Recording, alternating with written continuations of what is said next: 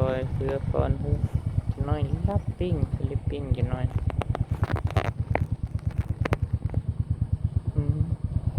โอ้ไม่ไหลฟ้า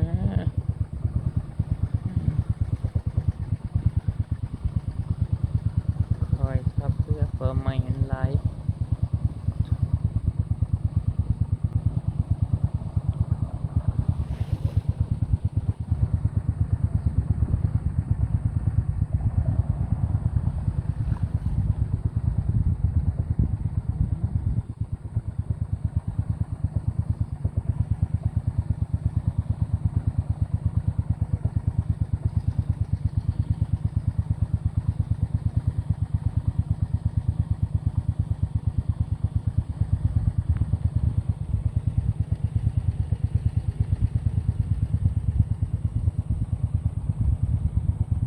วิทย์หรือว่าแกงหลวง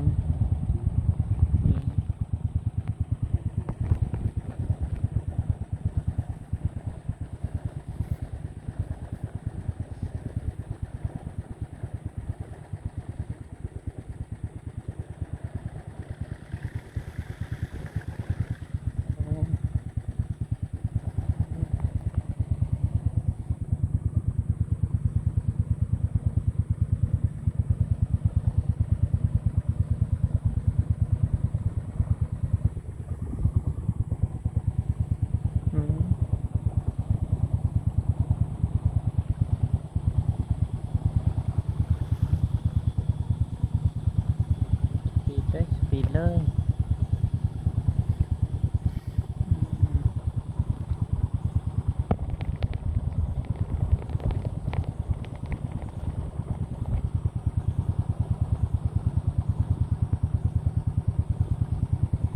ไม่ตายยืนลอยเนาะน้ำแซ่ลิปปิ้งน้อยสภาพแต่ละโอ้จะน้อยรับไปทางลังไม่ออกผูกข้าวเพื่อผูกข้าวเพื่อส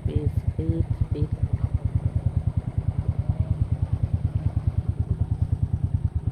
โอ้ไม่ตายยืนลายเนาะมันน้ำแซ่เนาะเลื่อนน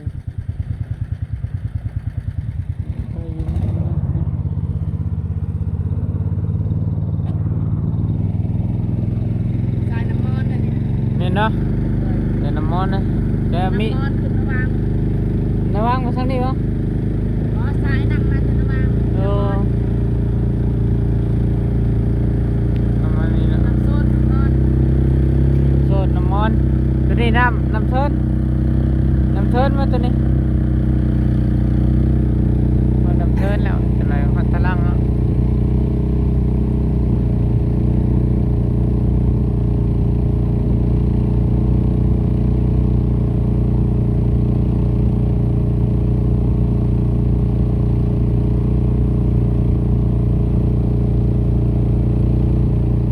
พ่วงไรนะเดี๋ยวนี้สมทะเลได้จ้ะ